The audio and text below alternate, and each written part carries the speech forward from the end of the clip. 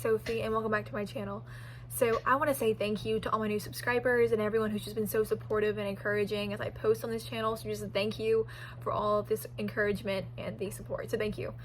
So before I get any further, I want to mention that my next video should be about my trip to California with my family. We'll be making this trip this upcoming week, and I can't wait to document it and share it with y'all.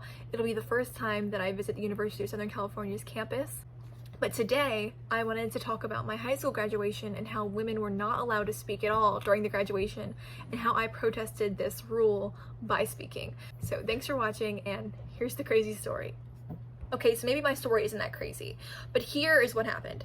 So I've been part of a homeschool group ever since I started homeschooling. So there are a lot of homeschool groups across the country, and they're not really together or in a part of a larger group. But in my small town, it's a great way to socialize with other homeschoolers and join a basketball team or have a graduation. And I wanted a formal graduation. I had heard it was a pretty great graduation they hosted, so I was excited. The main event of the graduation is this thing that happens during the graduation, which is the father's charge. And that is a 2-minute speech the father gives, talking about how great he thinks the kid is that is graduating. It's in front of everybody, and it's hosted inside of a church, so it's where the pastor would be, is up there, and it's the father and the mother and the child, and everyone's watching from the pews, and it's the main part of graduation. And I also discovered during my junior year, when I was at a graduation meeting, that women were not allowed to speak at all during the graduation, which I found to be pretty surprising, and so I thought it was pretty bizarre. So I made the decision to protest this by speaking during the father's charge. So all year long, I did not say a word to anybody other than my parents about me speaking during the father's charge.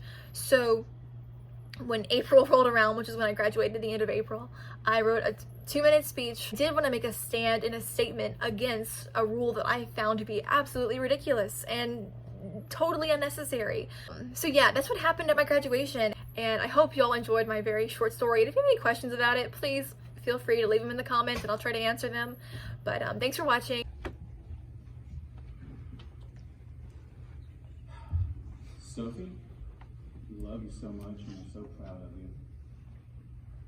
We've had 18 years and we've used every single one of those days to develop this charge. I think you've done a good job. I know you have something you want to say, and we'll always stand behind you when you say it. Thank you. Next Monday, I'll be returning to my role as senatorial aide in Baton Rouge. Even throughout these hectic months, I have had time to reflect. I can recall my first day as an aide. It was the day a bill legalizing prostitution was being considered. Needless to say, my time in the Capitol exposed me to people, ideas, and issues you probably never wanted me to encounter. But what it made me realize was that both of you were pivotal in shaping who I am today. The hours-long dinner conversations on world events, the weeks of living in the children's hospital, and the frequent cross-country road trips instilled in me a mindset that focuses on how every second of my life is a gift from God. When you brought the family to art shows in Los Angeles, New York City, Dallas, and countless others, we knew that we didn't always agree religiously, politically, or morally with the people we encountered. But that was okay. We didn't have to agree with them because we knew we were showing them a Christian love and compassion. These interactions strengthened me as a Christian.